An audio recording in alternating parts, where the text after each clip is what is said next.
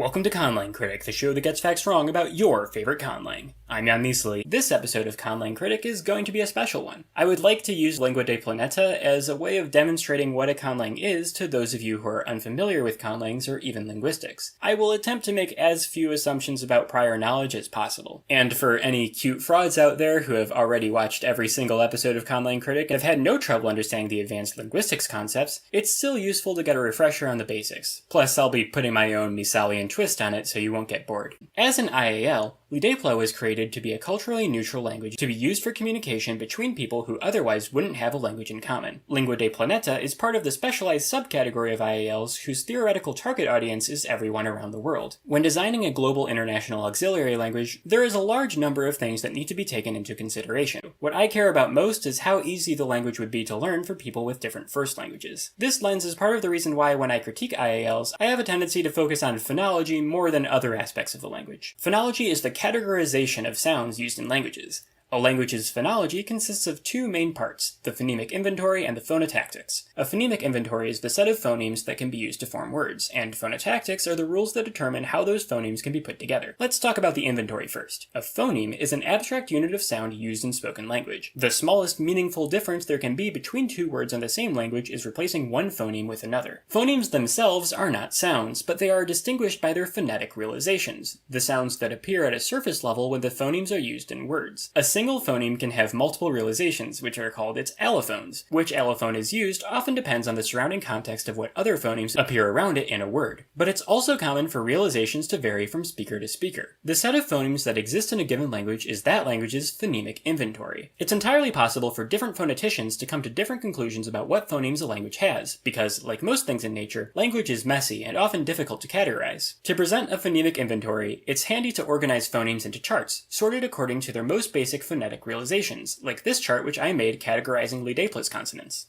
This chart contains slightly inaccurate information, which, to those familiar with the notation, is transparently intended to make the chart itself more compact. However, given that I'm about to spend a few minutes explaining how these charts are meant to be read, here's a more accurate version. See, it just doesn't look as good this way. There's a lot more empty space. Anyway, this chart lists Lidepla's consonant phonemes. Each phoneme is represented using both the way it is spelled in Lidepla and with its representation in the International Phonetic Alphabet. The IPA, regulated by the International Phonetic Association, is an international standard for phonemic and phonetic transcription. Since the same alphabet is used both for phonemic analysis and for phonetic transcription, the two are distinguished by placing phonemic analysis between slashes and phonetic transcription between square brackets. The columns of this chart represent place of articulation, and the rows represent manner of articulation. A place of articulation is where in the mouth a sound is produced. Labial means lips, alveolar means the alveolar ridge, which is right behind the top front teeth, postalveolar means a little bit behind the alveolar ridge, and velar means the velum, or soft palate, the back of the roof of the mouth. In general, consonant phonemes involve two articulators, an active articulator and a passive articulator, which interact in an articulatory gesture to produce a sound. The primary active articulators used in spoken languages are the lips in labial consonants, the tongue in lingual consonants, and the larynx in laryngeal consonants. Passive articulators are more numerous, and as such, they're usually what place of articulation categories on these charts are named after. You'll notice that an exception on this chart is the labial column, which technically can be divided further into bilabial with both lips against each other, and labiodental with the bottom lip against the top teeth. You'll also notice that the W here is listed in two columns, which we will get to. A manner of articulation is the way a sound is produced.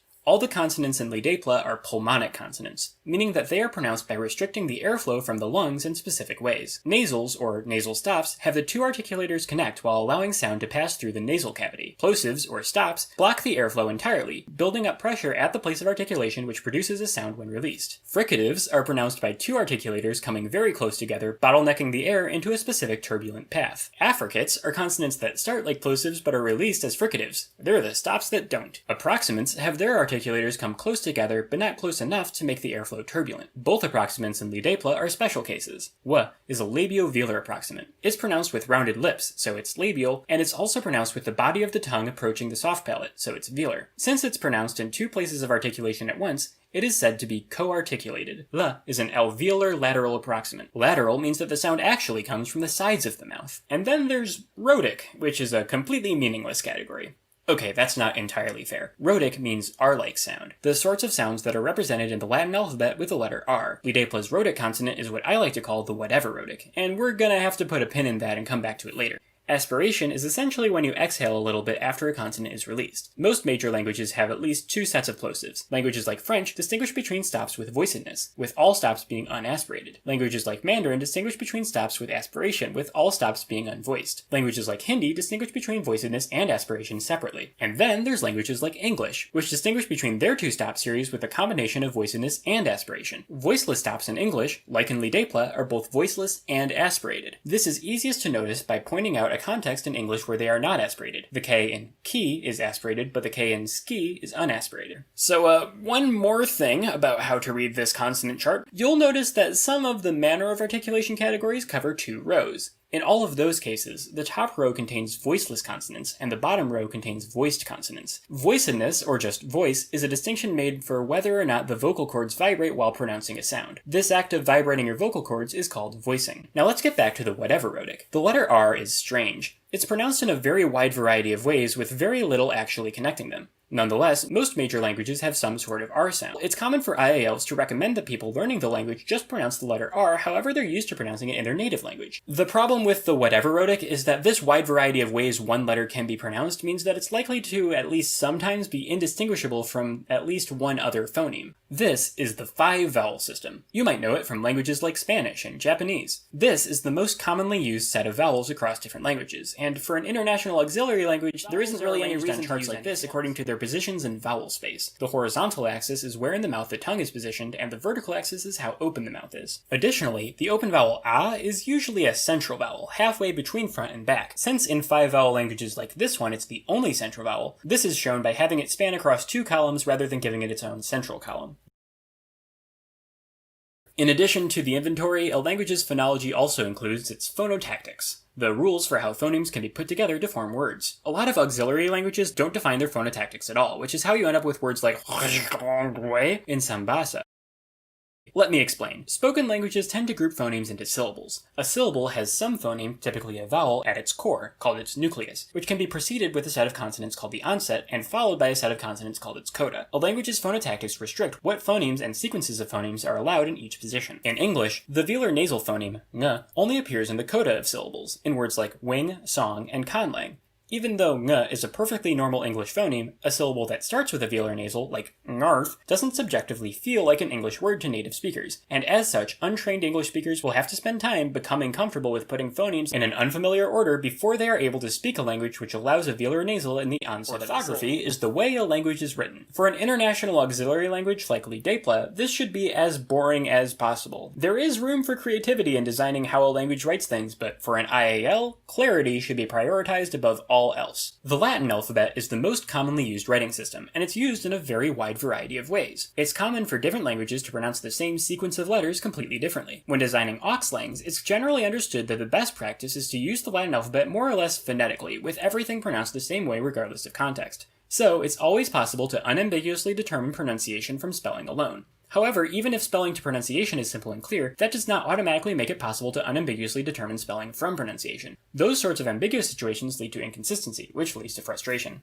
Stress. In many languages, but not all, words with more than one syllable have at least one of their syllables emphasized more than the others. This is the stressed syllable of that word. A stressed syllable can be a higher pitch, louder, longer, or some combination of these. While in some languages stress always follows a specific predictable pattern, in others, stress is a phonemic feature, a meaningful distinction which can be used to differentiate between specific words. In English, stress is the difference between the words insight and incite. Grammar is the underlying structure of a language. Where phonology and orthography are what determine a language's surface-level aesthetic, grammar is the backbone, the heart of what makes the language tick. When making a conlang, grammar is where the conlanger has the most room for artistic expression. It's what can make a language truly unique, and it's also the most difficult aspect to fully appreciate. For an international auxiliary language, grammar can be the most difficult thing to get right, because there are multiple conflicting philosophies regarding how an auxlang should work. It's commonly agreed that an auxlang's grammar should be simple, elegant, and consistent. Once you've learned a few easy-to-understand rules, a few months of dedicated memorization of pure vocabulary will be all that separate you from full fluency. It's also commonly agreed that it should be possible to say anything in an auxlang that you can say in your native language, allowing, but not requiring, you to make any of the subtle distinctions that you're accustomed to. Any text may be translated into and out of the auxlang without the loss of any information along the way. These two goals both sound great, and it's impossible to achieve them at the same time. The more things a grammar allows you to do, the more complex that grammar must be, and vice versa. For that matter, it's also impossible to fully achieve either goal separately. Natural languages, as it turns out, are complicated, and if a conlang were to actually capture the sum total of all grammatical distinctions made across all natural languages, that conlang would be far too complex to ever be practically used as an auxiliary language. On the other hand, natural languages, as it turns out, are diverse, and what's intuitive and simple to some will always seem arbitrary and complex to others. This paradox is part of why I don't think it's possible for an international auxiliary language to actually be good.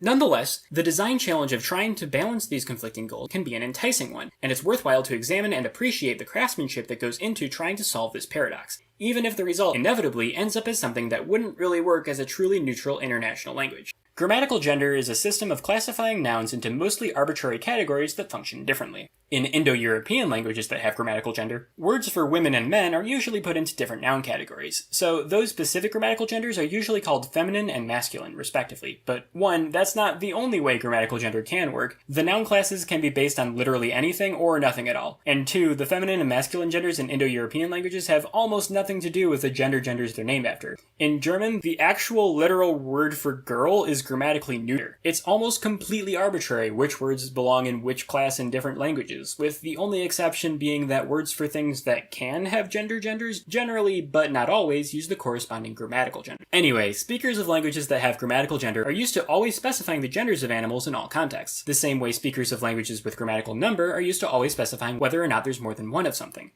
Word derivation system, the system used for making new words out of existing words. It's common for auxiliary languages to attempt to make deriving words a completely regular process. Consider in English the various ways to derive nouns from adjectives, even though a noun that comes from an adjective usually has a completely predictable meaning. A common solution used in IALs is to have all words of a certain part of speech end with a specific letter. Then you can just swap out that one letter to derive new words. This was popularized by Esperanto, where nouns end with o and adjectives end with a. This sort of system works pretty good, with the only problem being the restriction it puts on vocabulary. Novial does a similar thing, but in a way that makes it easier to tell if a word is derived from another word or not. Lidepla, somewhat expectedly, is similar to Novial in this respect, using suffixes that clearly mark which words are not in their root form. Lingua de Planeta is an a posteriori auxiliary language. That means that its vocabulary, the set of all words that can appear in the language, was based on existing natural languages and not created from scratch. This is how most international auxiliary languages create their vocabulary, and it's for a good reason.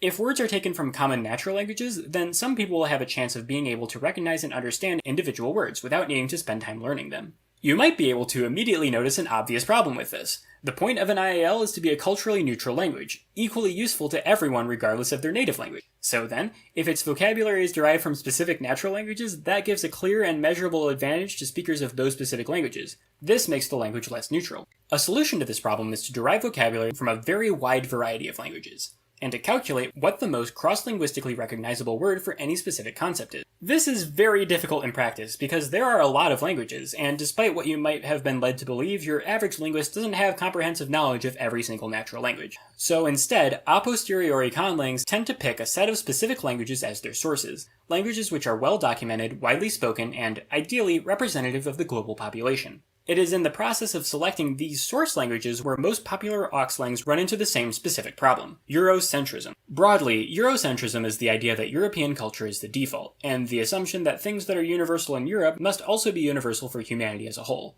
In international auxiliary languages, Eurocentrism most commonly manifests in a set of sources that overrepresent European languages. The reason IALs tend to do this is that the most common European languages show a clear family resemblance to each other. You're probably familiar with the Romance languages, the family of languages descended from Latin. There's also the Germanic languages, including English and German. While the Germanic languages are not descended from Latin, if they were, they'd be Romance languages, Romance and Germanic languages do have a common ancestor. The two language families are branches of the larger Indo-European language macrofamily. While not all languages spoken in Europe belong to the Indo-European language family, the most common ones do, and this common ancestry makes it easy to find things these major Eurolangs have in common, which, if you're using a set of European languages as a sample meant to represent the whole world, will lead you to assume that those common features are universal. So, if you want to pick a set of source languages to derive words from without being Eurocentric, what can you do? What's the most commonly spoken language whose consonant inventory is incompatible with that of its particular international auxiliary language? If you don't know how this game works, the rules are very simple. Let's welcome back our old friend List of Languages by Total Number of Speakers. This set of languages with over 45 million speakers has representatives from the world's most significant language families. I'll be going through the consonant inventories of the most common languages and seeing how they compare to your consonant inventory. For it to count as compatible, the natural languages inventory must have at least one consonant that can directly correspond to each consonant in your inventory, within a fairly forgiving amount of acceptable variation. All I am concerned with here is the consonant inventory itself, so I won't be looking at vowels or phonotactics. If a language's inventory is not compatible, that means that for monolingual speakers of that language to learn to speak Lidepla, they'll need to teach themselves how to learn to pronounce at least one new unfamiliar consonant, something that puts them at a distinct disadvantage before they've begun learning anything. I spoke in the Sambasa episode about how loaning words from Chinese languages presents a challenge in auxlang design. There's two main reasons for this. First, although Chinese languages make up one of the most spoken language families in the world, it's rare for words from Chinese languages to be loaned into languages spoken outside of East Asia. Second, when filtered through an auxlang's phonology, it can be hard to tell that words in different languages that do have the same Old Chinese ancestor are related. Here's one Lidepla word alongside its cognates in several Chinese languages, as well as Japanese, Korean, and Vietnamese. As you can see, while it's clear that as a set, all these words share a common ancestor, there's still a large amount of variation among them. Here's another example. Here, the word is pretty consistently pronounced with either ow or o, but Lidepla loans the Mandarin word literally, according to its Latin spelling. So even though in Mandarin the word is pronounced hao, in Lidepla it's hao, ending with o and not u. It's subtly different in a way that's just slightly annoying. One last thing I'd like to mention is endonyms. When talking about a specific place, an endonym is the name for that place used by the people who live there, whereas an exonym is a name applied to that place by people outside of it. For an IAL to be truly neutral, I think it's important for everyone to be able to refer to the place where they live by the name they call it when talking to other people who live there. This same principle can apply to names of people, cultures, and languages. However, using endonyms is often in direct contradiction with the stated design goals of international auxiliary language. It's very common for a name imposed on a region by outsiders to be more internationally recognizable than the native name for the region. In these cases, more often than not, you'll see auxlangs default to using the more well-known exonyms rather than the more culturally neutral endonym. A simple test I use to see if an auxlang uses endonyms or not is the what do you call Germany test, since Germany is a country with a very large number of exonyms. Lidepla passes the what do you call Germany test, as its word for Germany is Deutschland. Of course, a language passing the what do you call Germany test could mean that it only uses endonyms for European countries. So there's also the what do you call Japan test, used for auxlangs that passed the first test. And once again, Lidepla passes. The word for Japan is Nippon. Now, one thing about place names is that there's usually some other words that you need that are related to them. At a bare minimum, you'll want a word for a person from the place. Dealing with endonyms, this leads to a dilemma. Some country names are derived from the names of people who live there, while some names for groups of people are derived from the names of the countries they live in. This inconsistency can make learning the names of countries in a given language theoretically up to twice as difficult. If you're at all interested in learning more about conlangs, I highly recommend the series The Art of Language Invention created by David J. Peterson, the guy who made the languages in Game of Thrones. If you like this video, be sure to smash the share it, support the Patreon bell notification.